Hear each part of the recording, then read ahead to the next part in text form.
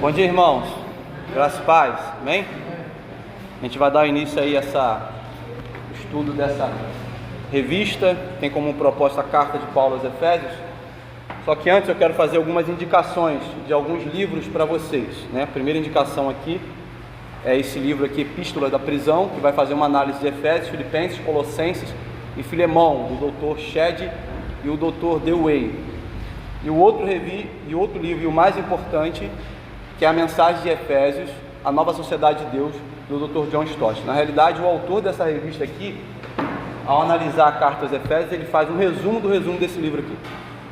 Quem tem esse livro aqui, lê. Então, vocês querem se aprofundar na revista, esse livro aqui, vocês vão ter todo o que o próprio autor aqui já coloca em alguns tópicos aqui. John Stott vai muito mais profundo, né? Antes de iniciarmos, um panoramazinho do quando Paulo escreve essa carta, é importante sempre para a gente entender. Outra coisa, eu deixei um material junto com o pastor Eric, que é uma introdução do Novo Testamento, do Donald Carson, Douglas Moo e Léo Morris. Eu só tirei xerox só da parte que ele vai fazer uma introdução da carta aos Efésios. O pastor Eric esqueceu, à noite ele vai trazer e vai estar distribuindo para os irmãos. É importante que vocês possam ler, porque é muito importante, sempre que vocês for ler algum texto, é importante você saber o porquê que aquela carta foi escrita, o porquê que aquele livro foi escrito. Isso ajuda vocês a compreenderem melhor aqueles versículos, os textos que estão inseridos, que é o que nós chamamos de ler o texto na luz do seu contexto. Então é importante essa xerox que eu disponibilizei, ali tem toda uma discussão, quem é o autor, qual é o propósito da carta, se há um propósito, a data da carta.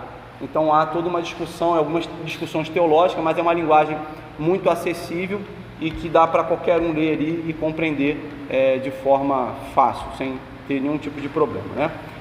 Paulo, Atos capítulo 19, a gente vai ver ali a segunda ida de Paulo até a cidade de Efésios, né? Paulo passa pela cidade de Efésios num tempo curto, no capítulo de número 18, só que no capítulo número 18 Paulo vai até Jerusalém. No capítulo número 19 a gente vê Paulo retornando novamente à cidade de Efésios. O texto vai dizer que Paulo ali naquela cidade faz sinais extraordinários. A gente não vai ver isso descrito em nenhum outro lugar na Bíblia. Lucas dizendo que Paulo, ao chegar naquela cidade, Paulo faz milagres extraordinários. O poder do Espírito Santo naquela cidade foi tão grande que Lucas ele usa essa expressão, olha, houve milagres extraordinários, ao ponto das pessoas pegarem lenços e aventais, pedaços de roupas de Paulo e levarem para expelirem demônios e curarem outras pessoas, né? E isso existia tudo um propósito, porque a cidade de Efésios era uma cidade muito enraizada numa cultura de feitiçaria, então existia uma cultura pagã relacionada às coisas místicas. Então Deus usa o apóstolo Paulo numa situação, não significa que a gente tem que vender lenço para as pessoas, para curar as pessoas, para expulsarem demônios das pessoas. Eu vou orar o lenço aqui e vou mandar, como algumas igrejas fazem. Não, porque o texto de Atos é um texto narrativo. Lucas está narrando o que está acontecendo. Não é um texto, não é um livro normativo, isso não é norma, e a gente não vai ver que isso não acontece em lugar nenhum mais. Então isso era um momento porque tinha um propósito. A cidade é uma cidade completamente mística. Então Deus está usando o apóstolo Paulo para mostrar o poder do Espírito Santo em detrimento aos deuses que aquelas pessoas serviam naquela cidade.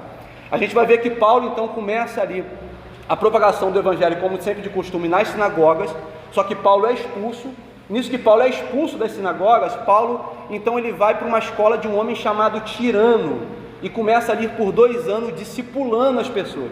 Paulo fica em Éfeso 2 anos discipulando as pessoas numa escola chamada Tirano. Interessante que o historiador Justo Gonzalez vai dizer que Paulo, ao ficar na escola de Tirano, Paulo fica num horário onde geralmente todas as pessoas estão dormindo naquela época.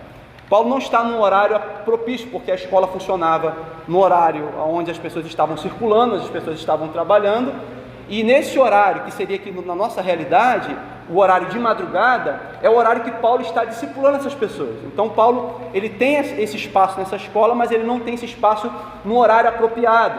Mas Paulo tem esse espaço num horário onde normalmente todas as pessoas daquela cidade, daquela época, estavam dormindo, e contudo, a gente pode perceber que houve uma grande efusão do Espírito Santo de Deus naquela cidade, e a igreja ali pôde dar frutos.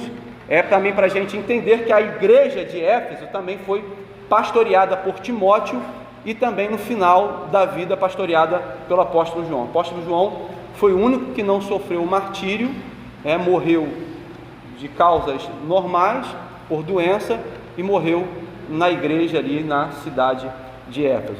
Paulo vai iniciar também a carta, e ele vai falar aí sobre a cidade de Éfeso, logo no versículo de número 1, Paulo, apóstolo de Jesus Cristo, por vontade de Deus, aos santos que vivem em Éfeso.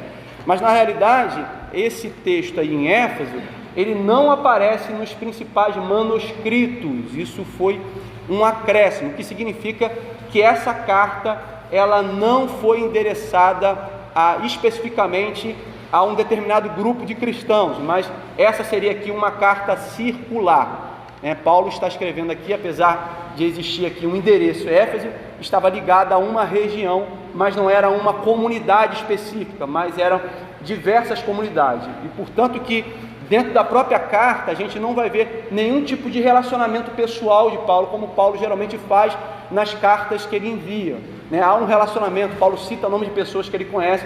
Aqui parece que Paulo está escrevendo uma carta para pessoas que ele não conhecia. Então é importante, algumas Bíblias inclusive vai estar entre parênteses essa parte aí em Éfeso.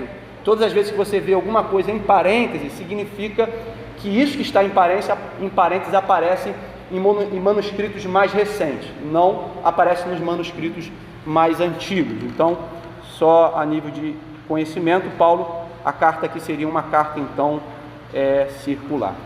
O Dr. Martin Lloyd-Jones, ele quando começou a fazer a série de exposições nessa carta, no século passado, ele leu aquele texto de Êxodo, capítulo de número 3, versículo de número 5, tire as sandálias dos seus pés, porque o lugar que estás é a terra santa. Justamente por conta da profundidade que é esta carta aos Efésios. Ele entendia, não somente ele, mas tantos outros homens, que essa carta aqui talvez seja a carta que trate o Evangelho com mais profundidade. A gente tem a carta aos Romanos, que trata o Evangelho na sua totalidade. A gente tem uma amplitude de todo o Evangelho. Já dizem alguns teólogos que se a gente perdesse toda a Bíblia e conseguisse salvar só o livro de Romanos, a gente teria toda a Bíblia ali no livro de Romanos. No entanto, com questões de profundidade, a carta aos Efésios é tida por eles como uma carta mais profunda, e essa era a carta preferida do reformador João Calvino. Martin Lloyd-Jones disse que a Epístola aos Efésios é a expressão mais sublime e mais majestosa do Evangelho. Em suas próprias palavras, Lloyd-Jones disse, abre aspas, em toda a extensão das Escrituras, não há nada que seja mais sublime do que esta Epístola aos Efésios. Don Stott disse que a carta aos Efésios é um resumo muito bem elaborado das boas novas do cristianismo e de suas implicações, e que ninguém pode lê-la sem ser compelido a adorar a Deus e ser desafiado a melhorar a sua vida cristã. Francis Foucault disse que a carta aos Efésios não tem aspecto de uma carta, mas um sermão sobre o mais excelente e mais amplo de todos os temas para o cristão, a saber, o eterno propósito de Deus, o qual ele está cumprindo por meio do seu Filho Jesus Cristo e vem executando na igreja através dela. Essa carta aqui, ela não nasce de uma confrontação ministerial, ou seja, Paulo não está tendo aqui o seu apostolado atacado, como na carta aos Gálatas, como na carta aos Coríntios. Então, por isso que há uma certa dificuldade para os teólogos identificar qual seria o propósito exato dessa carta. Toda vez que Paulo escreve uma carta, especificamente Paulo tem um propósito em mente. Por exemplo, a carta aos Gálatas, Paulo está combatendo uma heresia em que os judaizantes estavam ensinando que a salvação se dava pela circuncisão e pela guarda do sábado, especificamente, pelas obras da lei, que Paulo vai dizer. Então Paulo escreve essa carta para confrontar esse erro que estava acontecendo nas igrejas da Galácia, como também o seu apostolado que estava sendo atacado. Então na carta aos Gálatas, nós temos no capítulo 1 e capítulo 2, Paulo defendendo o seu apostolado. No capítulo 3 e no capítulo 4, nós temos Paulo tratando da justificação pela fé. E no capítulo 5 e no capítulo 6, nós temos Paulo estabelecendo os limites da liberdade cristã, a fim de que Paulo não fosse acusado de um antinomianista, dizendo que por conta da justificação pela fé, que não era necessário fazer nada para ser salvo, e que os cristãos pudessem então viver de qualquer maneira. Então Paulo, nesses últimos capítulos, na carta aos Gálatas, ele vai estabelecer. Só que isso é fácil da gente ver no texto. No entanto, na carta aos Efésios, não há nenhuma margem para a gente olhar assim, não, há um propósito específico, apesar de alguns autores tentarem identificar alguns propósitos. O doutor Augusto Nicodemos, inclusive, vai dizer, tendo em vista que Paulo está preso aqui, lembrando que Paulo está escrevendo essa carta da sua primeira prisão, que é a prisão domiciliar em Roma. Paulo, ele está numa casa, não está acorrentado aqui. Na sua segunda prisão, depois quando ele vai sofrer o martírio, ele já estava acorrentado, mas na primeira prisão Paulo não está acorrentado, mas existe uma guarda pretoriana ali, né, tomando conta de Paulo. Paulo está num cárcere privado, numa prisão domiciliar. Então Paulo escreve esta carta, a carta de Colossenses, Filipenses e Filemão. Então essas são as cartas de prisão de Paulo. Então Augusto Nicodemos vai dizer que, tendo em vista que Paulo está preso, aqueles irmãos então estavam tristes porque o grande apóstolo Paulo estava preso. Então, no entendimento deles, como pode o grande apóstolo Paulo estar preso? Esse que proclamou o evangelho a nós, que Deus operou de forma extraordinária através das suas mãos, e agora está preso. Então Paulo escreve essa carta mostrando então a profundidade do evangelho, a fim de que esses irmãos viessem então a se alegrar. Isso é um possível propósito. No entanto, Carson, Douglas Moo e Léo Morris, nessa xerox que vocês vão ter acesso, dizem que não devemos especificar uma situação concreta ou um problema concreto e dizer que a carta trata exclusivamente disso. De acordo com eles, a carta foi escrita para fazer uma descrição geral do que é útil para os crentes. Carlos Oswaldo Cardoso Pinto, que é um outro grande teólogo, diz que em Efésios Paulo realizou uma suprema exposição não controversa, positiva, fundamental da grande doutrina de sua vida, a doutrina da unidade da humanidade em Cristo e o propósito de Deus para o mundo por intermédio da igreja. Ele resume o propósito dessa carta da seguinte maneira, abre aspas: encorajar o desfrute da posição privilegiada da igreja em Cristo e a sua aplicação na vida cotidiana para Cristo no mundo. Para o Dr. Carlos Oswaldo, o propósito da carta é apresentar a posição privilegiada da igreja em Cristo, era encorajar aqueles irmãos e fazer com que eles vivessem uma vida no mundo de conformidade com a sua posição privilegiada. Para o Dr. John Stott, nesse livro que eu apresentei a vocês, o ponto central da carta é que Deus fez por meio da obra histórica de Jesus Cristo e continua fazendo através do seu Espírito hoje, a fim de edificar a sua sociedade no meio da velha, propondo então um tema central, que é o que o autor desse livro aqui, dessa revista, vai propor, a nova sociedade de Deus. Então aqui nessa carta, nós temos a estrutura da carta dividida em duas partes. Na primeira parte, que vai do capítulo 1 ao capítulo número 3, contém uma exposição detalhada dos privilégios dados à igreja em virtude da sua posição em Cristo, enquanto a segunda parte, que vai do capítulo 4 ao capítulo 6, apresenta as implicações terrenas de tal posição celestial. Paulo aqui então combina prática com doutrina, ortodoxia com ortopraxia. Stott vai dizer que a carta inteira é uma combinação magnífica da doutrina cristã e do dever cristão, da fé cristã e da vida cristã, daquilo que Deus fez através de Cristo e do que nós devemos ser e fazer em decorrência. Então a carta, Paulo segue uma linha em que ele apresenta doutrina e depois apresenta prática. Paulo não apresenta a prática primeiro, porque toda prática sem doutrina é levada a uma prática errada. A importância de Paulo primeiro apresentar a doutrina verdadeira para a igreja, a ortodoxia, que é a doutrina verdadeira, e depois Paulo então apresenta a ortopraxia, que é a prática verdadeira. A prática ela só pode ser verdadeira a partir do momento que a gente tem um conhecimento verdadeiro da doutrina.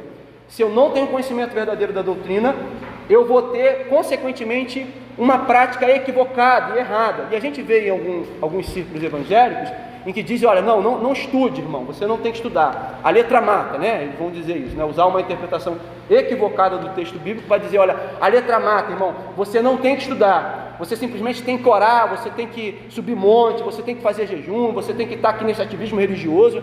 Só que tudo isso, irmão, orar, fazer jejum, estar dentro da igreja, participar dos eventos da igreja, tudo isso é importante. Só que mesmo essas coisas sendo importantes, podem ser coisas erradas, equivocadas. Eu posso estar fazendo uma coisa que a princípio, no meu entendimento, pode parecer certo, só que pelo fato de eu não ter uma doutrina verdadeira, um conhecimento verdadeiro da Bíblia, eu vou estar fazendo isso de forma errada. Aqui eu vou citar um exemplo. Por exemplo, é errado você subir um monte para orar? De maneira nenhuma. Errado é você não orar. Quem quer subir monte, que ora. Então, qual é o erro nisso daqui? É achar que a geografia, o local onde eu estou, é um local místico. Que se eu orar no monte, a minha oração vai ser recebida por Deus, e se eu orar no meu quarto, não vai. Eu oro no monte, eu tenho mais poder, e o meu irmão que ora em casa não tem poder nenhum. Então, isso é um entendimento equivocado. Então, eu posso orar no monte? Não pode. Pode orar onde você quiser. A questão é você não pode achar que a geografia, ela vai determinar a oração. De que a sua oração ela tem poder, porque você vai orar no monte. Então, como eu vou saber disso? A partir do momento, então, que eu tenho um conhecimento verdadeiro das Escrituras. Então, a ortodoxia, que é a doutrina verdadeira, ela vai nos levar a uma prática verdadeira. Então, o que o apóstolo Paulo faz aqui é justamente isto: apresentar a doutrina e depois apresentar a ortopraxia. Até aqui, irmãos, dúvidas? Eu falo demais. Os irmãos, quando tiverem dúvida, levante a mão que eu dou uma paradinha aqui e tento responder as objeções. Uma outra coisa importante da gente olhar nesse texto, eu quero que os irmãos aí agora olhem para Efésios capítulo 1, a gente vai ver que aqui o que os teólogos chamaram de uma economia da salvação. Há uma estrutura aqui trinitariana de salvação nesse texto de Paulo, que vai do versículo 3 até o versículo de número 14. E uma outra coisa importante a ressaltar, que a gente só vai ver um ponto no final do versículo 14. E aqui a gente tem a maior estrutura do apóstolo Paulo em todas as suas cartas. Aliás, em toda a Bíblia, a maior estrutura que nós temos é aqui, que vai do versículo 3 ao versículo número 14. O que Paulo está dizendo aqui é tão glorioso, que Paulo falou sem respirar. A ideia é justamente isso daqui. Paulo está falando, e não está dando tempo nem para respirar. E a gente só vai ver um ponto lá. A partir do versículo 3, a gente vai ver um ponto no versículo de número 14, que é justamente isso. Paulo está tão encantado com o que ele está para dizer aqui, que ele não tem tempo nem para respirar, então ele começa a falar. E a gente vai perceber também que dentro dessa estrutura aqui, na realidade, esse versículo 3 ao versículo de número 14, parece muito mais um cântico do apóstolo Paulo. A gente pode perceber que esses versículos são divididos em 3 estrofes. Eu quero que vocês acompanhem comigo. A gente vai ver lá no final do versículo de número 6, dizendo para o louvor da sua glória. No final do versículo de número 12, nós vamos ver Paulo dizendo novamente, para o louvor da sua glória. E no final do versículo de número 14, nós vamos ver Paulo também dizendo para o louvor da sua glória. A salvação que Paulo está apresentando aqui é uma salvação trinitariana. Então, Paulo, do versículo 3 ao versículo de número 6, Paulo então apresenta o plano de Deus redentivo. O que Deus projetou na eternidade para a salvação, e Paulo termina então para o louvor da sua glória no versículo de número 6. A partir do versículo de número 7, que vai do versículo de número 12, Paulo então apresenta o Filho de Deus, que executa esse plano redentivo. E no final do versículo de número 12, Paulo também apresenta para o louvor da sua glória. No versículo de número 14, do versículo 13 ao número 14, Paulo então apresenta aqui agora que o Espírito Santo de Deus aplica essas verdades no coração dos eleitos. E Paulo termina também dizendo para o louvor da sua glória. Então a gente tem uma salvação aqui trinitariana. Deus é aquele que planeja o plano, é aquele que na eternidade, sob o seu sábio conselho, planejou o plano. O Filho é aquele que vai executar esse plano, e o Espírito é aquele que vai aplicar as verdades no coração dos eleitos. Toda a salvação, ela é trinitariana. A gente tem a mania de a gente achar que a salvação é só Cristo, né? A gente fala, a salvação é Cristo, mas não, a salvação ela é trinitariana. Deus é quem planeja, o Filho executa e o Espírito aplica essa verdade no coração. Dentro da missiologia, Deus envia o Filho, a missão é de Deus. Deus envia o Filho envia o Espírito Santo, a gente vai ver isso nos Evangelhos. Eu vos envio o meu Espírito, e o Espírito Santo envia a igreja. A igreja, ela tem uma coparticipação nessa missão. A missão não é da igreja, a missão é de Deus. É Deus que está em missão. Deus envia o Filho envia o Espírito envia a igreja. Então, da mesma forma, dentro da salvação, a salvação é trinitariana, somente trinitariana, e a igreja entra no aspecto de missão. A igreja deve então sair e proclamar essa salvação por onde quer que seja. Até aqui, tudo bem? Dúvidas? Então a gente vai pegar a primeira parte, que é a parte que vai do versículo de número 3 ao versículo de número 6, que vai falar especificamente do plano de Deus, do plano redentivo de Deus.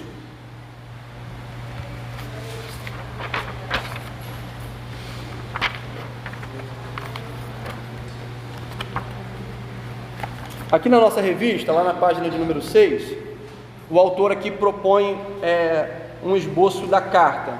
E esse esboço aqui, como eu disse, é proposto pelo próprio John Stott. Irmãos, a revista da EBD, eu sei que vocês receberam a revista hoje, né? Mas a revista da EBD, vocês leem em casa a semana inteira, vocês percebem que lá tem uma cronologia de versículos que vocês têm que ler todos os dias. Vocês leem em casa, anotem suas dúvidas, e quando vocês vierem para a escola dominical, é só para tirar a dúvida de vocês, né? O professor aqui, ele vai estar nessa incumbência de tirar a dúvida de vocês e também apresentar outras coisas, né, de outras fontes que o professor acaba tendo que buscar. Então aqui vocês podem depois olhar que existe um esboço de toda a carta. Isso é muito importante para vocês entenderem em cada parte o que Paulo está querendo dizer. Nós temos aqui a saudação, que é do versículo 1 ao versículo 2. A gente vê aqui uma combinação que o próprio autor vai ressaltar, de graça e paz, né? A graça aqui era um cumprimento grego, e a paz aqui era um cumprimento judaico, e Paulo vai fazer isso em todas essas suas cartas, né? E essa carta especificamente aos Efésios, é muito importante esse entendimento, porque Paulo vai falar sobre o mistério, a barreira que existia entre judeus e gentios, que agora é derrubada, né? Então, judeus e gentios agora são um único povo, formando a igreja de Cristo. Então, ter esse entendimento, né, dessa graça e dessa paz, que é uma graça que os judeus, que os gregos se cumprimentavam, e a gente tem também uma paz. Paulo então está fazendo uma fusão aqui, já logo no início da sua carta, entre judeus e gentios. Irmão, nada que foi escrito, nada, qualquer palavra escrita nas cartas dos textos bíblicos, elas não somente são tão importantes pelo fato de serem inspiradas, mas também pelo fato da época do recurso. Na época não tinha recurso, então para escrever uma carta era muito caro. Então qualquer palavra colocada ali eram palavras escolhidas, eles não poderiam colocar palavras aleatórias, porque era muito caro escrever. Papiro naquela época era absurdamente caro. Pra você ter ideia, Lucas era médico, mas quem financiou a escrita de Lucas, que foi o livro de Atos e o Evangelho de Lucas, foi um homem da corte, um homem que tinha um teófilo, que ele vai chamar, um excelentíssimo, alguém que tinha uma posição política. É ele que financia as escritas de Lucas, né? Lucas está escrevendo para ele, especificamente para ele. Então, porque isso era muito caro, mesmo Lucas sendo médico, Lucas não tinha condições financeiras para escrever. Então, qualquer coisa escrita aqui, não somente por ser inspirado, mas também tinha uma importância. Paulo e os seus autores, eles selecionam o que eles vão dizer nos textos bíblicos. Então, graça e paz não é simplesmente um cumprimento, né? Paulo está, de fato, aqui querendo apresentar essa união entre judeus e gentios, essa barreira que foi derrubada por meio do Evangelho, né? E ele vai passar aqui, então, para a bênção de ser escolhido pelo Pai. E o autor vai dizer assim: somos o povo de Deus, e há bênçãos grandiosas para nós. Paulo as chama de toda sorte de bênção espiritual. A gente tem no versículo de número 3, Paulo bem dizendo a Deus, Pai de nosso Senhor Jesus Cristo. Outra coisa importante, Paulo nunca separa Deus Pai de Jesus Cristo. Toda vez que você vê Paulo falando de Deus, imediatamente Paulo coloca Deus Pai. Paulo tem em mente aqui não mais o Deus de Abraão, de Isaac e de Jacó, como os judeus acreditavam, como os judeus e como a gente vai ver no Antigo Testamento. Paulo agora tem em mente o Deus que é Pai de nosso Senhor Jesus Cristo. Paulo está falando que esse Deus que se manifestou no Antigo Testamento, por meio é o Deus de Abraão, de Isaac e de Jacó, agora é o Deus que se manifesta agora por meio da graça de Jesus Cristo. Então a gente não vai ver Paulo falando somente Deus, ou usando a expressão Deus de Abraão, de Isaac e Jacó, como os judeus, e a gente vai ver a narrativa do Antigo Testamento fazendo. Paulo está dizendo que é o Deus Pai de nosso Senhor Jesus Cristo. Paulo começa primeiramente bem dizendo o nome de Deus, e depois Paulo vai partir para as bênçãos. Isso é muito importante para a nossa vida, para a nossa realidade, para as nossas orações, porque muitas vezes a gente vai a Deus e a gente primeiro pede. A gente vai a Deus e Deus, quando olha para a gente, lá vem o pidão. Deus está lá dizendo, eu vou orar, e Deus, lá vem o pidão. Que a gente só vai a Deus só para pedir. Paulo não, Paulo inicia bendizendo o nome de Deus. E quando Paulo vai pedir, Paulo não vai pedir nada material, não que isso não seja importante, mas o que Paulo está para dizer aqui era infinitamente mais importante do que qualquer coisa material. O que Paulo está para dizer aqui sobre essa bênção espiritual, e mais uma vez aqui logo no início do versículo 3, melhor, no início da carta de Paulo, a gente tem mais uma vez aqui o que Paulo vai discorrer nos versículos seguintes. A gente percebe também o Deus trino aqui. Ele vai falar sobre Deus Pai, ele vai falar sobre o seu Filho Jesus Cristo, e ele também vai falar sobre a bênção espiritual que é aplicada pelo próprio Espírito. Então isso é muito comum nas cartas de Paulo. Quando Paulo vai escrever, os primeiros versículos já seria uma introdução do que Paulo estaria dizendo no decorrer da carta. Então já no versículo de número 3, a gente tem Paulo apresentando ali a Trindade, Deus Pai, o Filho e o Espírito Santo, do que Paulo, no decorrer do texto, Paulo iria apresentar com mais clareza. Essas bênçãos, essa bênção espiritual que Paulo vai dizer, não é a bênção espiritual que está neste mundo material, mas é uma bênção espiritual que está na região celestiais. Só que Paulo vai dizer que é toda sorte de bênção. Paulo não diz, olha, algumas bênçãos, mas que é toda sorte de bênção. Toda sorte de bênção. Existe uma coisa, irmãos, que é impossível Deus não conceder a um filho seu, um eleito, é bênção espiritual.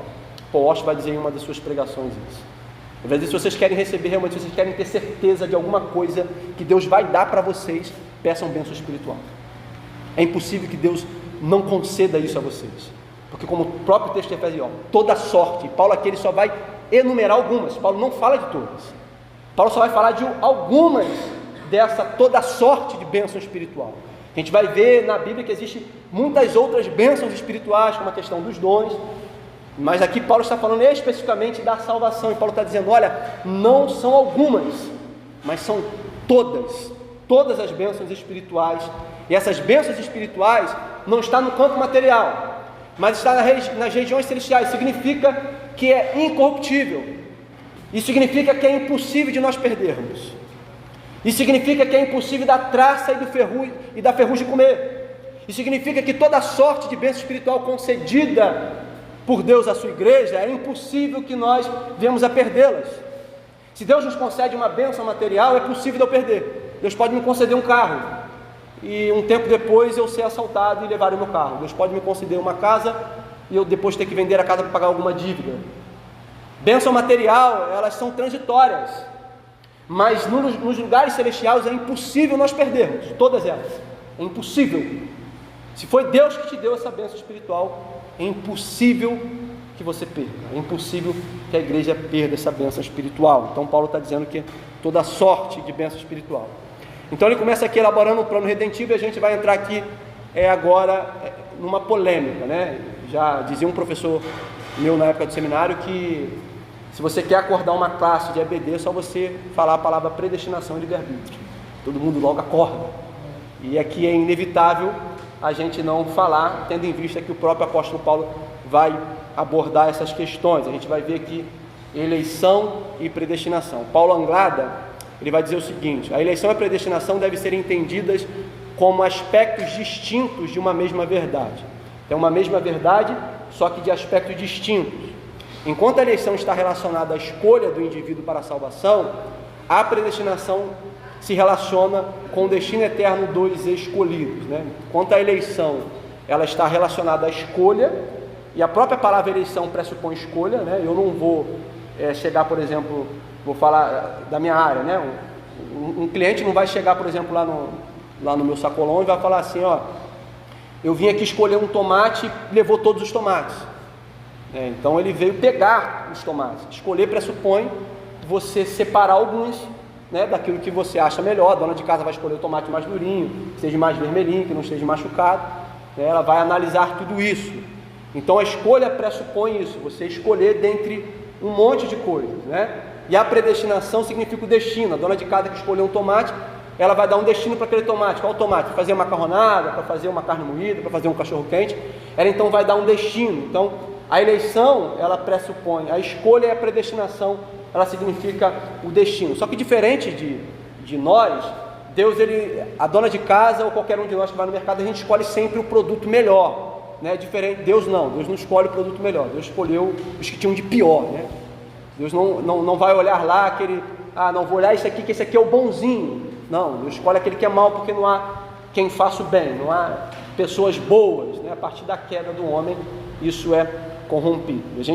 Eu quero, antes da gente partir, como o próprio autor aqui vai descrever, lá na página de número 7, ele vai falar, num tópico 1, uma revelação divina. Ele vai dizer que a doutrina da eleição é uma revelação divina e não uma especulação humana, é uma doutrina bíblica. E aqui ele apresenta alguns textos bíblicos, e eu quero citar alguns textos desses que ele apresentou, mas eu acabei pegando mais textos bíblicos, tanto no Antigo quanto no Novo Testamento, como prova de que a doutrina da eleição não é uma doutrina meramente humana, mas é uma doutrina que está em toda a Escritura. E eu quero ler com vocês Deuteronômio 7, não precisa vocês procurarem, eu vou ler, só prestem atenção na leitura, para a gente ganhar tempo.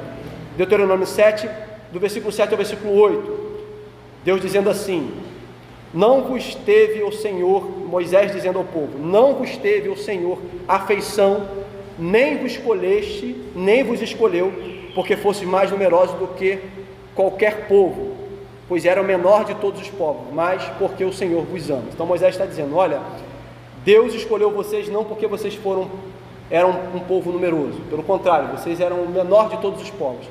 Deus escolheu, e a escolha estava baseada exclusivamente no seu amor. Salmo 64, versículo número 4, o salmista vai dizer: bem-aventurado aquele a quem escolhes e aproximas de ti, para que assista nos teus atos. Então o salmista também está dizendo que feliz, a beatitude, aquele a quem Deus escolhe e aproxima de ti. Deus não somente escolhe, mas aproxima, chama para perto aquele a quem Ele escolheu para ti. Jeremias 1, versículo 5, antes que eu te formasse no ventre te conheci, e antes que saísse da madre te santifiquei, e as nações te dei por profeta. Deus dizendo que escolheu Jeremias antes que ele fosse formado no ventre. Vamos partir agora para o Novo Testamento, Mateus 11, versículo 27. Isso aqui são apenas alguns versículos, a Bíblia está cheia de versículos que falam sobre a eleição ou que trazem alusão à mesma. Mateus 7, capítulo 11, versículo número 27. Todas as coisas me foram entregues por meu Pai, Jesus dizendo, e ninguém conhece o Filho senão o Pai, e ninguém conhece o Pai senão o Filho, e aquele a quem o Filho quis revelar. Então, o próprio Cristo dizendo que aquele que conhece o Filho é somente aquele a quem o próprio Cristo quis se revelar, o que pressupõe escolhas. Mateus 22, versículo 14, porque muitos são chamados, mas poucos são os escolhidos. Ou seja, o Evangelho é para todos, a proclamação do Evangelho deve ser para todos, o chamado do Evangelho são para todas as pessoas. A igreja deve proclamar o Evangelho para todas as pessoas, primeiro porque a igreja não sabe quem são os eleitos, e segundo que é uma ordem de Deus. A proclamação do Evangelho é para todas as pessoas. Então, muitos são chamados, ou seja, todas as pessoas são chamadas a um arrependimento. O Evangelho pressupõe chamar as pessoas a se arrependerem. Então, todas as pessoas que estão ouvindo o Evangelho são chamadas ao arrependimento, mas poucas são os escolhidos. Poucos são aqueles que, ao ouvirem esse chamado do Evangelho, serão escolhidos. Mateus 24, 31 diz assim: e ele enviará os seus anjos com rijo, clamor de trombeta, os quais ajuntarão os seus escolhidos, desde os quatro ventos, de uma a outra extremidade. Aqui o texto está falando sobre a escatologia. Mateus 24, 24, porque surgirão falsos cristos e falsos profetas, operando grandes sinais e prodígios para enganar, se possível, os próprios eleitos. Então Jesus estava dizendo que no fim das coisas surgiriam muitos falsos cristos, falsos profetas, e eles apresentariam sinais e prodígios. A tentativa de enganar seria tão grande que, se possível fosse, até mesmo os escolhidos seriam enganados por esses. Só que não há uma possibilidade. Jesus tirou toda a possibilidade de um eleito ser enganado por um falso profeta, por um falso mestre. Há Marcos 13, 20, que diz assim: e se o Senhor não abreviasse aqueles dias, nenhuma carne se salvaria, mas por causa dos eleitos que escolheu, abreviou aqueles dias. Atos 13, versículo 48. E os gentios, ouvindo isso, alegraram-se e glorificaram a palavra do Senhor, e creram todos quantos estavam ordenados para a vida eterna.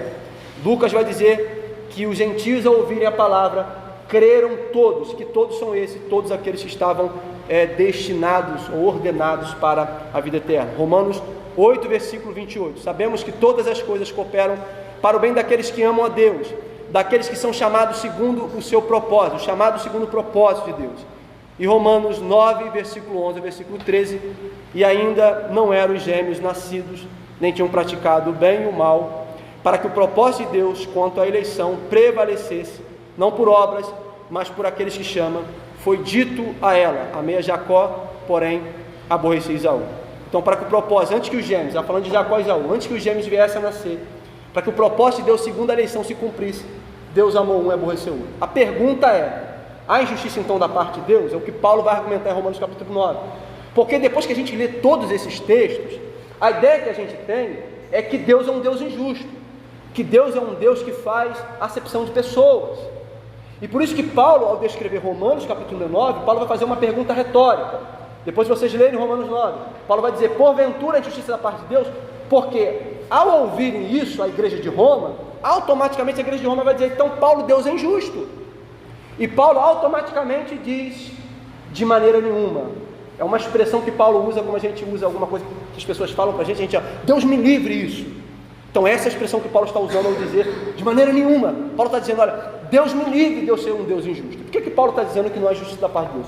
Primeiro que, para Deus ser injusto, Deus ele tem que tirar da pessoa aquilo que a pessoa merece. Então injustiça significa a pessoa ter direito de alguma coisa e Deus tirar o direito daquela pessoa. Só que no caso da salvação, ninguém tem direito à salvação. Todos caíram em Adão, todos estão perdidos, todos estão destituídos da glória de Deus, como Paulo vai dizer em Romanos capítulo 3. Todos estão perdidos, não há quem faça o bem, não há quem busque a Deus. O pecado causou ruína na humanidade, e Paulo vai dizer: olha, todos estão destituídos da glória de Deus, não há quem faça o bem, não há quem possa se salvar. Então, já que todos estão perdidos, não há injustiça da parte de Deus, Deus simplesmente querer salvar alguns. Aí a pergunta que você pode fazer é o seguinte: e qual é o motivo de Deus fazer isso? Por que Deus escolhe uns e não quer escolher outros? E o Paulo aqui na carta aos Efésios, Paulo vai responder, lá no final do versículo de número 5, Paulo vai dizer que tudo isso ele faz segundo o beneplácito da sua vontade, segundo o seu bem-prazer. Deus escolhe uns e não escolhe outros, segundo o beneplácito da sua vontade, segundo os seus próprios conceitos. Só que não se preocupe, a gente aqui tem a questão da predestinação e da eleição. A gente tem duas linhas teológicas. O que há de central nisso? Que ambas as linhas crê na eleição e na predestinação. Ninguém nega isso porque isso é bíblico, não tem como negar. Só que há duas linhas e cada uma segue uma possibilidade, que é uma possível interpretação. A primeira linha é que tem a predestinação com base em um conhecimento prévio. Então, para essa primeira escola, ela entende que a predestinação e a eleição se dá pelo conhecimento prévio, ou seja, Deus viu de antemão aqueles que iriam aceitar o chamado do Evangelho, que iriam aceitar esse chamado por meio da pregação do Evangelho. Então, por Deus, na sua onisciência, ver que essas pessoas iriam aceitar, Deus então, antes da fundação do mundo, Deus elege essas pessoas. E aqueles que Deus viu de antemão que não iria aceitar o chamado do Evangelho, Deus simplesmente não elege essas pessoas, porque Deus viu que essas pessoas iriam rejeitar. Essa é defendida pela escola que nós chamamos de teologia arminiana. Eles dizem isso: olha, Deus elegeu segundo a sua presciência. A segunda escola, que tem como a predestinação com base nos decretos de Deus. Não há um conhecimento prévio, porque dentro dessa outra escola, seguinte, Deus não pode prever uma coisa dessa forma e eleger, porque se Deus está olhando o futuro para poder prever alguma coisa, quem colocou o futuro lá? Porque se o futuro é estabelecido por Deus, Deus quando estabelece o futuro, todas as coisas estão estabelecidas lá no tempo. Então, se Deus tem que olhar o futuro, consultar o futuro para poder eleger alguém, para poder ver quem é que vai aceitar ou não o chamado do Evangelho, significa então que existe um outro ser que colocou o futuro lá e Deus consultou esse futuro pela sua onisciência. Então, essa escola vai justamente argumentar desta forma, de que não é possível uma eleição segundo a presciência de Deus, nesse sentido de conhecimento prévio, e toda vez que a Bíblia falar sobre presciência na Bíblia, eles vão argumentar que essa presciência aqui não é presciência de obras, mas é conhecimento da pessoa. Deus conhece a pessoa e não as obras da pessoa. Deus não está olhando e vendo que aquela pessoa iria fazer alguma coisa para aceitar o chamado do Evangelho, mas Deus conhece essa pessoa. Então, presciência para essa segunda escola está relacionada ao conhecimento da pessoa e não ao conhecimento das suas obras. Então, se Deus tem que olhar o futuro, consultar, então alguém colocou o futuro lá. Dentro dessa segunda escola, ela também se divide em 2 pontos, e aqui a gente vai entrar numa linguagem difícil, mas irmãos, se tiverem dúvida, perguntem, não fiquem com vergonha, perguntem, né? Eu me lembro que na época do seminário eu era muito chato. Quem conhece a Tatiane aqui? Ela já pregou aqui, a Tatiane, uma lourinha, ela pregou aqui, né, no chá de mulheres. Quem conhece? Ninguém conhece ela? Conhece a Tatiane, ela já esteve aqui na igreja, já pregou em alguns eventos que a Josi convidou ela. A Tatiane foi da minha turma, eu e Tatiane eram os 2 mais chatos da turma. Os professores ficavam de cabelo em pé com a gente, porque tudo a gente questionava, tudo a gente perguntava. Não, mas por que isso? Não, mas por que aquilo? Mas professor, isso ou aquilo? A gente criava um tumulto na sala de aula. A gente falava assim, a gente é o problemático da turma, Tati. Mas não, gente, é o aprendizado. E essa questão de a gente perguntar, a gente está para aprender. Então, se eu não perguntar, eu não vou saber. Eu vou ficar com as minhas dúvidas. Então, vocês não podem sair daqui com dúvidas. Perguntem, não é vergonha. A pergunta e a resposta é um processo de pedagogia, um processo de ensino. Então, pergunta. Mas nesse caso aí, que você está falando é legal, mas a onisciência de Deus não estaria anulando a soberania dele? Nesse caso aí, é só uma pergunta. Nesse caso aí que você colocou aí. Dentro da teologia arminiana, não. Dentro da teologia arminiana não está anulando a soberania de Deus. Quantas vezes que a Bíblia trata de predestinação, não está no singular, está no plural. É só uma pergunta só. Sim. Toda vez que a Bíblia trata o quê? De predestinação, a Bíblia está falando sobre a igreja. Sim, está falando de uma pessoa. Não, é igreja. Não, é igreja. Nesse caso aí, que você está falando, a onisciência dele não estaria anulando a soberania? Me explica, só uma pergunta. Então, basicamente eu não entendo como um anulo da soberania de Deus nesse aspecto, né? Não entendo como anulo, porque na realidade é o seguinte, apesar de eu achar que é um entendimento equivocado deles, mas não entendo que seja um anulo da soberania de Deus, porque na realidade está falando assim, Deus viu de antemão aqueles que iam receber o chamado do Evangelho, então não há uma anulação da soberania de Deus aqui. Deus está vendo aqueles que iam aceitar o chamado do Evangelho e Deus simplesmente escolheu.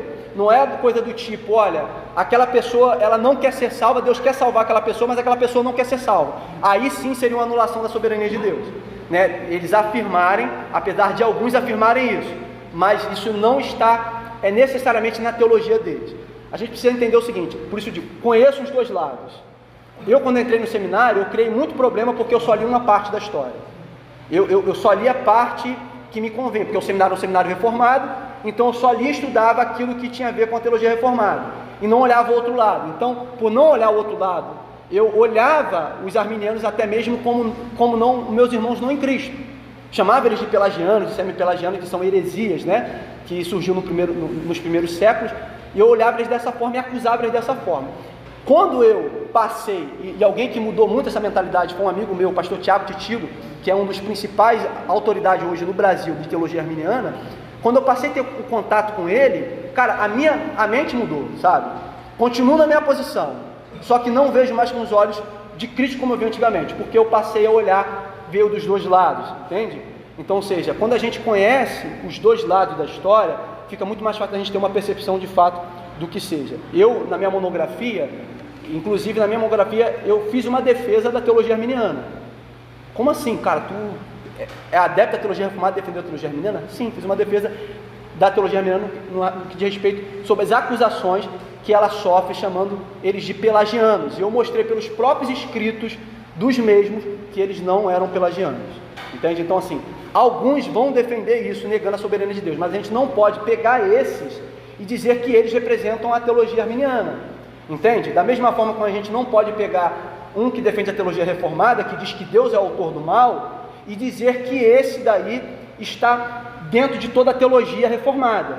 Então a gente precisa fazer essa separação. Alguns sim vão negar isso, vai dizer não, aquela pessoa lá, Deus quer salvar aquela pessoa, mas aquela pessoa lá não quer ser salva. Deus respeitou o livre-arbítrio daquela pessoa. Aquela pessoa não quis ser salva. Isso sim é uma negação da soberania de Deus. Porque se Deus é soberano, é Senhor, se Deus quer salvar, Deus vai salvar. Não existe essa possibilidade de Deus não salvar. Entende? Agora, dentro do aspecto da onisciência de Deus, não há negação da soberania. Porque Deus está vendo aqueles que querem ser salvos. Aqueles que aceitaram o chamado do Evangelho. E Deus simplesmente salvou aqueles que querem ser salvos. Então não há negação da soberania de Deus. Respondido? Pode perguntar.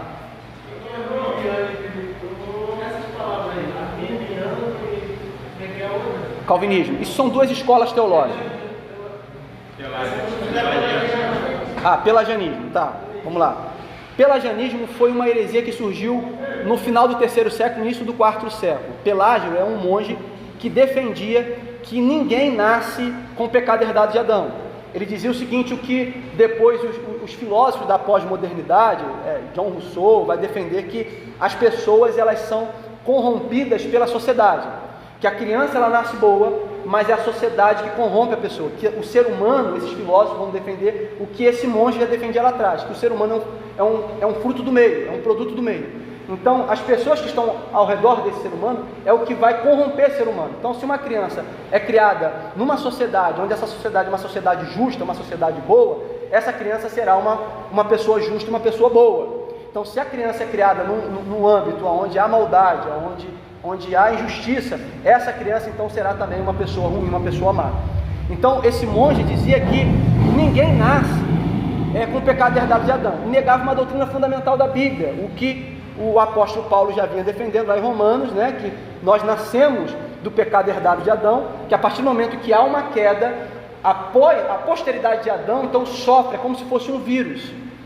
Nós não cometemos pecados no lugar de Adão, nós cometemos nossos próprios pecados, mas o pecado de Adão, a maldade que entra no mundo por causa do pecado de Adão, contaminou toda a sua posteridade, sendo eles os livres regentes da humanidade, o cabeça da humanidade, então toda a sua posteridade ele vai seguir o seu pensamento. A gente vai perceber isso lá em Gênesis, quando Deus vai falar que criou o homem à sua imagem e semelhança, e depois quando vai falar dos filhos de Adão, o texto vai dizer que estes foram criados à imagem e semelhança de Adão, justamente mostrando então essa ruptura entre aqueles que haviam sido criados à imagem e semelhança de Deus, 100% bom, e agora aqueles que são criados a partir do pecado à imagem e semelhança de Adão. Então esse monge, ele defendia isso, que não há pecado herdado, que toda pessoa nasce boa, e que era possível ser salvo sem a morte expiatória de Cristo. Ele dizia que não precisa de Jesus, a pessoa não precisava de crer em Jesus para poder ser salvo. Bastava aquela pessoa fazer alguma coisa de bom, que aquela pessoa poderia aceitar esse chamado do Evangelho pelas suas próprias obras, pelas suas próprias convicções. Então, aí entra um cara importante, que é o que vai moldar toda a teologia, inclusive protestante, que se chama Agostinho. Agostinho foi um dos pais, um dos mais importantes pais da igreja, que quando ele lê esses escritos de Pelágio, ele então imediatamente tenta dar uma resposta a Pelágio. Então o que ele faz? Ele vai escrever alguns tratados. A gente tem 2 livros de Agostinho, que é Graça 1 e Graça 2, publicado pela editora Paulus, da coleção patrística. Então nesses 2 livros, Agostinho então vai argumentar contra Pelágio. E aqui nasce então a predestinação, na verdade não é que nasce, a predestinação monergista, que é a predestinação defendida na salvação de um único Deus, que é só Deus que salva, que não há cooperação do homem, por isso a palavra mono, que é Deus que salva o homem, que o homem não pode cooperar em nada para a salvação, ela é desenvolvida justamente aqui agora com o pensamento de Agostinho, nesse embate teológico dele com Pelágio. Então Agostinho vai dizer, não, você está enganado. Agostinho vai provar por textos bíblicos e usando também os pais da igreja que antecederam ele, de que o homem é corrompido desde nascença, de que o homem não pode escolher, não pode aceitar a Deus pelo seu próprio livre-arbítrio. Agostinho inclusive vai abordar a questão do livre-arbítrio. Para Agostinho, o homem antes da queda, ele possuía o livre-arbítrio, a posse no pecare e a posse pecare. Agostinho estava dizendo que o homem possuía a capacidade de pecar e a capacidade de não pecar. Então Adão, no seu estado de inocência antes da queda, Adão poderia escolher pecar como não poderia escolher não pecar. Posse pecar e posse no pecado. No entanto, a partir do momento que Adão escolhe pecar, toda a raça humana agora cai. De modo que o livre-arbítrio do homem agora, ele é pervertido. Não é que o homem não deixa de ser livre-arbítrio. Uma coisa errada também, que as pessoas dizem, o homem não tem livre-arbítrio. Não, os reformadores nunca disseram isso. Os reformadores, e tanto Agostinho, sempre afirmaram que o homem possui livre-arbítrio. No entanto, esse livre-arbítrio está corrompido pelo mal, de modo que toda escolha agora é tendenciosa. Eu não consigo mais escolher aquilo que é bom, porque o pecado me corrompeu. Vou te dar um exemplo aqui. Cita uma comida que você gosta, uma comida que você não gosta. Cuscuz amarelo. O que você não gosta?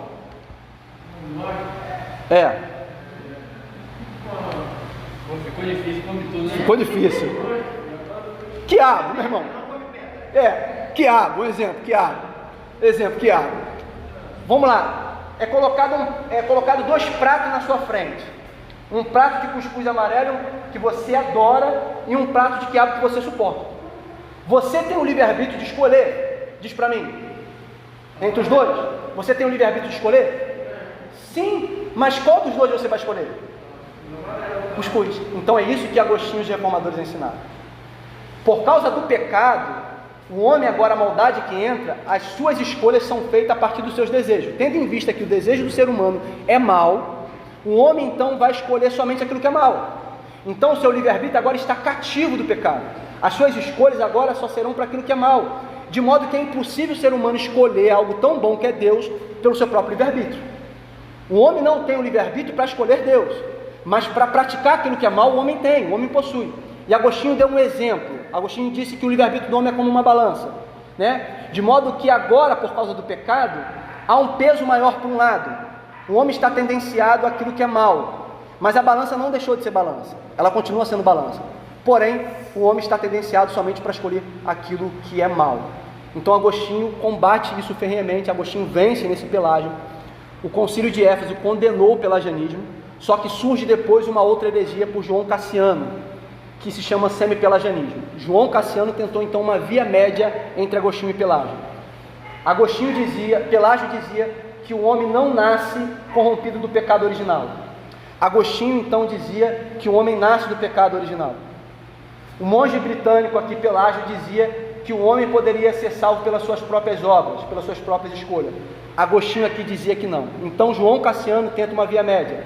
Ele diz que Pelágio está errado em dizer que o homem não nasce com o pecado herdado de Adão, dá crédito a Agostinho, ao mesmo tempo que ele diz que Agostinho está errado em dizer que o homem não pode ser salvo pelas suas próprias obras. Então ele diz o seguinte, olha, o semi-pelagianismo diz o seguinte: o homem, ele nasce com o pecado herdado de Adão, mas no entanto, mesmo com esse pecado herdado de Adão, o homem pode decidir ser salvo ou não. O homem pode ser salvo pelas suas próprias obras. É o que nós chamamos de semi-pelagianismo ou semi-agostianismo. Agostinho morreu, não conseguiu combater João Cassiano. Na realidade, até aqueles que dizem que João Cassiano bateu em cachorro morto, que Agostinho já estava no final da sua vida, quase morrendo, e ele escreve, e Agostinho não teve como dar uma resposta. Hoje a posição da Igreja Católica é majoritariamente semi-pelagiana. Eles não abraçaram Agostinho, apesar de Agostinho ser um teólogo muito importante para eles, mas eles abraçaram a teologia de João Cassiano. Explicado? Acho que eu não vou ter mais tempo de falar mais nada não. É até que horas? Oi? 10h30? Então, tem 15 minutos. Então vamos lá. Alguma dúvida até aqui? Bem explicado? Certeza absoluta? Dúvida nenhuma? Então vamos lá. Dentro dessa segunda escola, que seria a escola reformada, que seguiu ali o pensamento basicamente de Lutero, de Calvino, de Teodoro de Bézia, principalmente dos puritanos, os puritanos que inclusive são herança, a igreja congregacional é herança puritana, né, seguiram também um pensamento puritano. Inclusive a confissão de fé da igreja congregacional do Brasil, a confissão de fé dela é uma confissão reformada. Eles defendem, eu vou citar a confissão aqui, não vou ter tempo talvez de citar hoje, mas na próxima semana eu vou citar a confissão de fé das igrejas congregacional do Brasil. Mas dentro dessa escola ele se divide em duas partes, né? Eu vou falar um nome aqui, mas não vou falar em línguas, tá? Supralapsarianismo e infralapsarianismo. Essa escola se divide nesses dois aspectos. Não foque no nome, esquece o nome. Supra está dizendo acima de, e infra abaixo de, lapsário, queda. Então supra acima de, lapsário, queda. Infra abaixo de, lapsário, queda. Então essas duas correntes, elas vão se dividir. Isso tem a ver com a ordem dos decretos de Deus, né? Esse decreto que Paulo está citando aqui em Efésios, falando a Deus desde a fundação do mundo, predestinou, isso aqui é um decreto de Deus. Paulo, ele está citando aqui os decretos de Deus antes da fundação do mundo. Lembra, irmão, que Paulo aqui está inspirado por Deus. A gente crê na inspiração das Escrituras. Paulo não está tirando isso da sua mente, porque os teólogos liberais vão atacar Paulo. Como é que Paulo pode dizer algo se Paulo não estava lá para poder dizer? Porque se Paulo está citando uma coisa antes da fundação do mundo, pressupõe então que Paulo estava lá. Só que a gente crê na inspiração da Bíblia, a gente crê que Paulo está sendo inspirado para poder dizer essas coisas. O Espírito está soprando a Paulo essas coisas. Então Paulo está entrando nesse plano eterno de Deus, na ordem dos decretos. O infralapsarianismo entende que primeiro Deus decretou criar, então Deus, no seu sábio conselho, Deus decretou criar todas as coisas. Segundo, Deus deu o decreto de permissão da queda. Depois que Deus cria a humanidade, cria todas as coisas, Deus então decreta permitir a queda. Então a queda é um decreto permissivo de Deus. Deus permitiu que isso acontecesse. Deus sabia que o homem ia pecar? Sim, claro que Deus sabia. A queda do homem não pegou Deus de surpresa. O Cordeiro de Deus, como diz o livro de Apocalipse, já estava imolado antes da fundação do mundo. Então, antes de Deus criar todas as coisas, Deus já tinha um plano redentivo para isso. Mas por que então que Deus não criou o homem de maneira que o homem não fosse pecar? E eu gostei muito do argumento que o Augusto Nicodemos deu, porque essa pergunta surge, mas, cara, por que Deus permitiu? Por que Deus não criou o homem? Porque a gente vai chegar no estado, irmãos, na escatologia futura, que aquilo que é incorruptível se revestirá em incorruptibilidade, ou seja, essa carne nossa, que hoje é corruptível por causa do pecado de Adão, ela se revestirá em incorruptibilidade, de modo que o problema do pecado será de uma vez por todas resolvido. A gente não vai pecar mais, não haverá mais possibilidade de pecar, a gente vai estar no estado superior ao estado de Adão, porque lembra que eu falei de Agostinho? Adão tinha capacidade de pecar e de não pecar? Então na escatologia, a gente não vai ter essa capacidade de pecar, a gente vai estar num estado de incorruptibilidade, o problema do pecado será resolvido de uma vez por todas. Então se na escatologia nós vamos estar nesse estado, então por que Deus não fez essas coisas dessa forma? A pergunta que surge, por que Deus então não criou já o homem num estado incorruptível, daí a gente viveria numa harmonia danada, a gente não teria os problemas no mundo por conta da queda que a gente tem, injustiças, desastres? Por que então que Deus não quis isso? E Augusto Nicodemos vai dizer o seguinte, obviamente que é uma suposição, ele vai dizer como se Deus tivesse feito uma conta, e nessa conta que Deus fez, se Deus cria o homem no estado incorruptível já antes da queda, e Deus cria o homem no estado que criou, nesse estado da queda, a soma final de glória para Deus seria maior. Isso tem uma lógica, porque como a gente iria conhecer o amor de Deus revelado em Cristo Jesus se não fosse a queda? Como você iria conhecer esse amor de Jesus Cristo se não fosse a queda? Como você poderia conhecer o amor de Deus se não fosse a queda? Porque tendo em vista que não existe ódio na humanidade, a gente não sabe o que é amor. Se a gente vive num estado, como viveu Adão, no estádio onde o amor de Deus ali, que não existe ódio, que não existe maldade, a gente não tem conhecimento disso.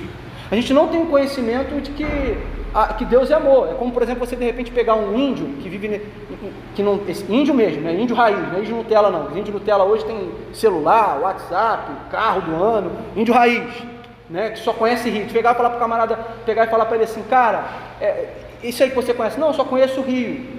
Tu não conhece o mar, cara? O mar é muito maior do que isso, os oceanos são muito maiores do que isso daí. Ele não conhece. Então para ele aquilo ali vai ser indiferente, ele não sabe o que é. Então a mesma coisa é a questão do amor de Deus.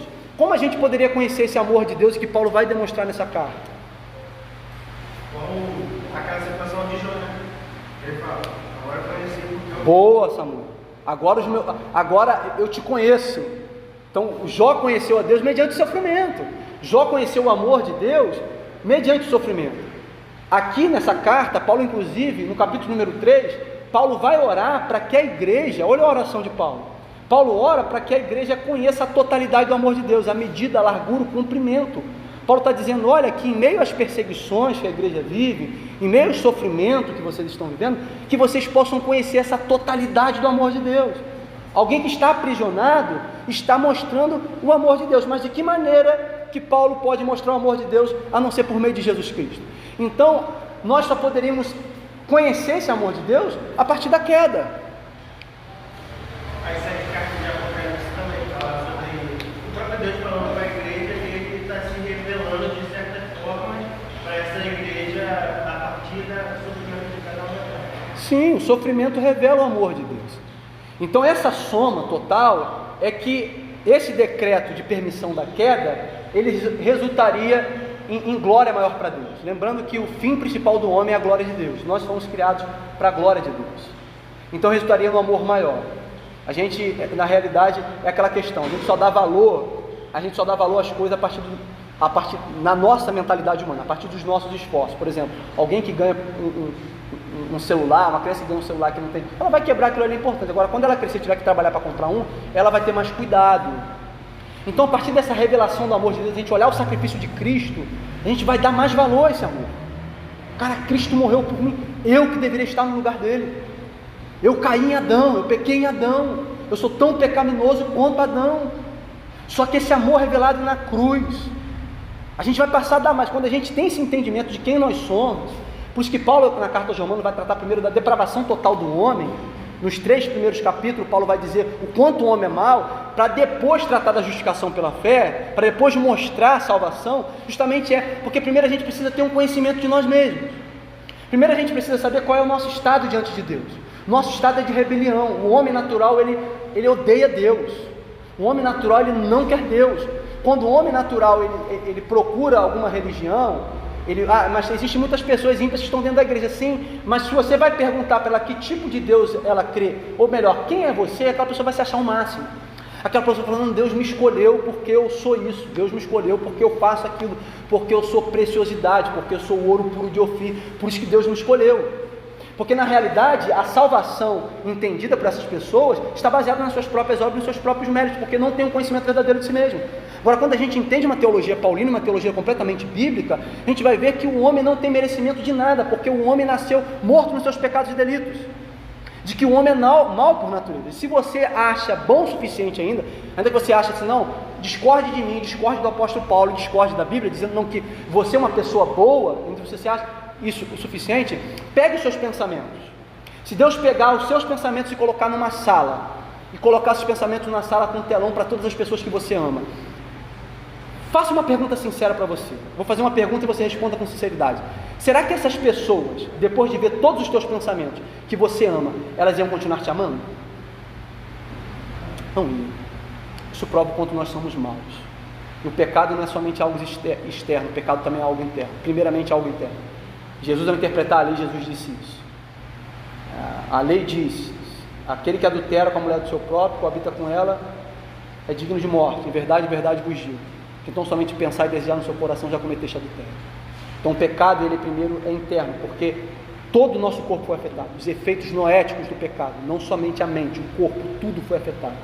De modo que aquilo que nós fazemos é apenas um reflexo do que está já enraizado dentro de nós. Então, quando a gente tem um verdadeiro conhecimento de quem nós somos, a gente pode compreender quem é Deus e que amor é esse. Como pode Deus me amar assim, sendo quem eu sou? Deus não me ama, irmãos, não ama você, não ama a igreja, apesar dos pecados da igreja. Deus ama a igreja com os pecados da igreja, porque enquanto nós estivermos nesse corpo corruptível, nós continuaremos pecando, apesar de ser pecadores arrependidos. E o amor de Deus não diminui em nada, exatamente em nada. Não diminui sequer uma gota por qualquer pecado que a gente venha cometer. Eu estou falando da igreja, de pecadores arrependidos, não estou falando do ímpio ou de um cristão nominal. O amor de Deus não diminui em nada. Então Deus nos ama não é apesar dos nossos pecados, mas é com os nossos pecados. Quando a gente entende isso, a gente entende o propósito do Evangelho e o propósito da eleição. Como dizia um certo teólogo, a doutrina da eleição e da predestinação é uma doutrina bíblica, e isso está claro. Ela não é difícil de entender, ela é difícil da gente aceitar. E por que é difícil da gente aceitar?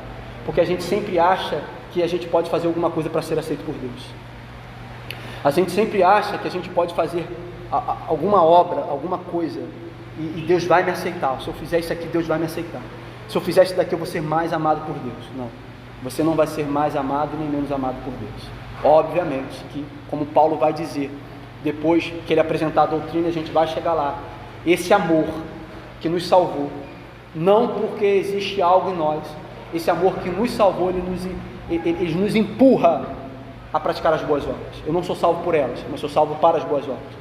Então a demonstração de que eu fui salvo é que agora eu vou praticar esse amor, é que agora eu vou viver de conformidade com esse amor. Esse amor que me salvou é o que vai reger a minha vida, é o que vai guiar os meus passos, é o que vai me fazer olhar para Deus e viver de acordo com Ele.